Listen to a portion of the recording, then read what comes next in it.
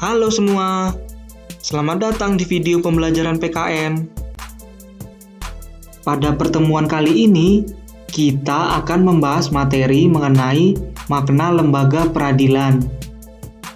Setelah mempelajari sistem hukum dari berbagai aspek, pada bagian ini, kalian akan diajak untuk menelaah lembaga negara yang mengawasi pelaksanaan dari suatu kaidah hukum. Lembaga ini sering disebut sebagai lembaga peradilan, yang merupakan wahana bagi setiap rakyat yang mencari keadilan untuk mendapatkan haknya, sesuai dengan ketentuan hukum yang berlaku. Berbicara mengenai lembaga peradilan nasional, tidak dapat terlepas dari konsep kekuasaan negara.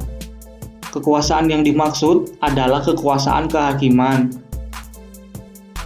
Di Indonesia, perwujudan kekuasaan kehakiman ini diatur sepenuhnya dalam Undang-Undang Republik Indonesia Nomor 48 Tahun 2009 tentang kekuasaan kehakiman. Kekuasaan kehakiman di Indonesia dilakukan oleh Mahkamah Agung. Badan peradilan yang berada di bawah Mahkamah Agung meliputi badan peradilan yang berada di lingkungan peradilan umum, peradilan agama, peradilan militer, dan peradilan tata usaha negara, serta oleh sebuah mahkamah konstitusi. Lembaga-lembaga tersebut berperan sebagai penegak keadilan dan dibersihkan dari setiap intervensi atau campur tangan, baik dari lembaga legislatif, eksekutif, maupun lembaga lainnya. Proses peradilan dilaksanakan di sebuah tempat yang dinamakan pengadilan. Dengan demikian, terdapat perbedaan antara konsep peradilan dengan pengadilan. Peradilan menunjuk pada proses mengadili perkara sesuai dengan kategori perkara yang diselesaikan. Adapun pengadilan menunjuk pada tempat untuk mengadili perkara atau tempat untuk melaksanakan proses peradilan guna menegakkan hukum.